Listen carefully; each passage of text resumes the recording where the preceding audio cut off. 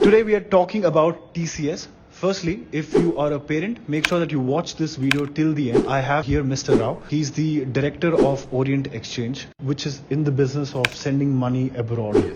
As soon as this whole law came out, It was a bill which was passed in the budget by finance minister. And me as a person professionally started as a banker, 20 years in banking field, all public sector banks and all. And then around 25 years in the industry, total 40 plus years of service. people like me who don't know the right terminologies and might get lost into this whole process. To keep it simply, if you're somebody who's planning to go to Germany, this bill was recently being passed and there's a lot of confusion whether I have to pay 20% on my blocked account money or I have to still pay 5%, which used to be the I am Bhaskar Rao, Managing Director of Orient Exchange, a company registered in Bangalore and having branches all across India. We are present in 21 major cities across India. As soon as this TCS 20% came out, especially impacting students coming from middle class family, thinking to go and study in Germany. Education was already free, but now on top of the 11,300 euro, 20% has to be applied. So this is the main confusion. What is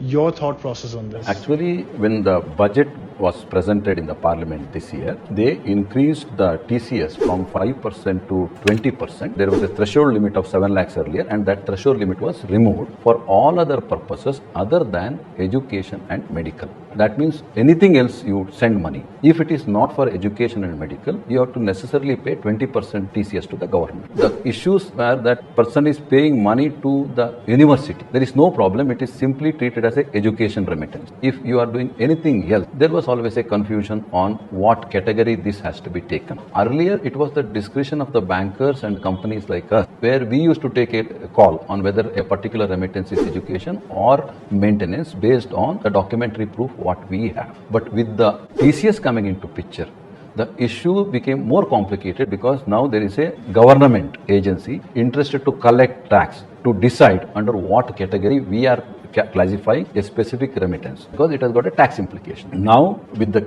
relaxation given, we are happy that there is a 7 lakh rupees exemption for all remittance, irrespective of the purposes, which is actually restoring the old system. And education will still be charged at 5% above 7 lakh rupees. This blocked account payments, even during the earlier period, we were always classified as part of education because the student is going for the education. The person is not remitting money to Germany for an investment purpose, or the person is not going there for a leisure trip and that's why the parent is sending money. That is not the case. Because the student is going to study there, the requirement of the visa states that there has to be a blocked account. So because of that, this particular remittance is always classified under education. Now we have 7 lakh rupees exemption. That is, if the student has got money in his account, he can pay first 7 lakhs from his account. So that is free of any TCS. And parents can always fund the student's study. That is allowed under their quota. So that also is exempt. If the money is not being